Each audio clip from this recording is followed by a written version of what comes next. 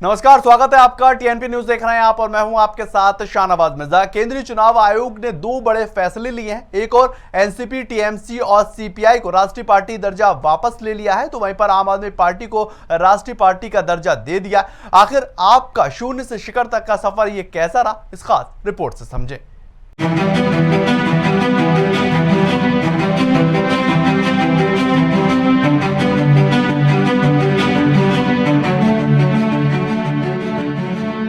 आम आदमी पार्टी के अंदर जश्न का माहौल है। जश्न का माहौल आखिर हो भी क्यों ना, क्योंकि राष्ट्रीय पार्टी का दर्जा जो मिला है, जी हाँ, महज 10 साल की अन्ना आंदोलन से निकली पार्टी आखिर अंधलों को पछाड़ते हुए आसमान की उन बुलंदियों पर पहुंच गई है जहां पर अनेक पार्टियां पहुंचने का सपना देखा करती हैं। लेकिन पार्टी का ये सफर आसान नहीं था। शुरू में कई महानुभावों का साथ तो मिला, पर कई बड़े दिग्गज पार्टी को छोड़ते हुए नजर आए और अपना एक अलग रास्ता बनाते हुए दिखाई दिए। लेकिन पार्टी के राष्ट्रीय संयोजक अरविंद केजरीवाल ने बिना कमजोर पड़े पार्टी में एक नई जान फूंक दी। कार्यकर्ताओं का मनोबल नहीं टूटने दिया। ये केजरीवाल की लीडरशिप का ही नतीजा है कि पार्टी ने दिल्ली में पूर्ण बहुमत की 2 बार सरकार बनाई, पंजाब फतह कर विरोधियों को चारों खानों चित कर दिया। इतना ही नहीं, आम आदमी पार्टी ने गुजरात, गोवा में भी अपनी पार्टी की पैठ बनाने में कोई भी कोर कसर नहीं छोड़ी है। इसका ही परिणाम है कि केंद्रीय चुनाव आयोग ने आम आदमी पार्टी को आज राष्ट्रीय पार्टी का दर्जा दिया है।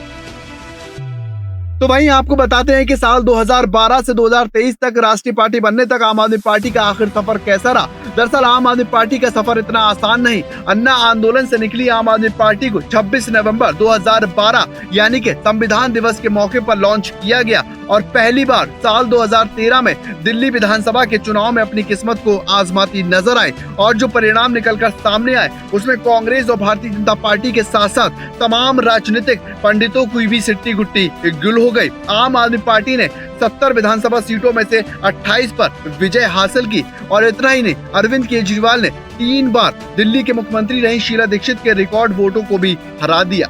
कांग्रेस की हालत तो इतनी खराब थी कि पार्टी में महज 8 सीटों पर ही सिमट कर रह गई। ऐसे में भारतीय जनता पार्टी को सत्ता से दूर रखने के लिए कांग्रेस ने आम आदमी पार्टी को बाहर से समर्थन देकर आपकी सरकार बनवाई और अरविंद पहली बार दिल्ली के सीएम की कुर्सी पर बैठे। लेकिन दुर्भाग्यवश कांग्रेस के साथ आम आदमी पार्टी का सफर ज्यादा दिन नहीं चला। महज 49 दिन यानी कि 1.5 महीने में ही केजरीवाल ने कांग्रेस के साथ नाता तोड़ लिया और पार्टी लोकसभा चुनाव में जुट गई। 2014 इलेक्शन आते आते पार्टी ने 400 उम्मीदवारों को मैदान में उतार दिया, लेकिन महज पंजाब में से ही 4 उम्मीदवार संसद तक पहुंचते नजर आए। अब साल था 2015 और 2015 में पार्टी ने फिर से दिल्ली का चुनाव लड़ा और इस बार तो पार्टी ने ऐसा इतिहास रचा जिसकी कल्पना कोई नहीं कर सकता। पार्टी ने 70 में से 67 सीटें जीती और भारतीय जनता पार्टी को महज 3 सीटों पर ही समेट दिया। वहीं कांग्रेस का तो सुपड़ा साफ होता हुआ नजर आया। हालांकि इस दौरान पार्टी में फूट पड़ती हुई भी दिखाई दी। प्रशांत भूषण, योगेंद्र यादव ने केजरीवाल पर सुप्रीम लीडर होने का आरोप लगा दिया। प्रशांत भूषण, योगेंद्र यादव और अजीत झा जैसे नेताओं को पार्टी से किनारा कर दिया। इसके बाद कुमार विश्वास और अरविंद केजरीवाल के रिश्ते में भी काफी मतभेद उभरने लगे। साल 2018 में मतभेद इतने बढ़ गए कि कुमार विश्वास ने पार्टी ही छोड़ दी और पार्टी से लगातार दिग्गजों का जाना एक के बाद एक लगातार बना रहा और पार्टी खाली होती नजर आई। लेकिन केजरीवाल ने अपने कार्यकर्ताओं का मनोबल नहीं टूटने दिया और एक नई दिशा में पार्टी को लेकर आगे बढ़े। और इसके बाद साल 2020 आया और साल 2020 के दिल्ली विधानसभा चुनाव में पार्टी ने एक बार फिर 70 में से 62 सीटें जीतकर पूर्ण बहुमत की सरकार बना दी। अब केजरीवाल का मकसद दिल्ली से बाहर निकलकर पार्टी का विस्तार करना था। दिल्ली और पंजाब के बाद आम आदमी पार्टी गुजरात, गोवा के विधानसभा चुनाव में हाथ को आजमाती नजर आई। हालांकि इन तीनों चुनाव में पार्टी को खास सफलता तो नहीं मिली, लेकिन पार्टी ने अपनी मौजूदगी इन राज्यों में दर्ज करवा दी।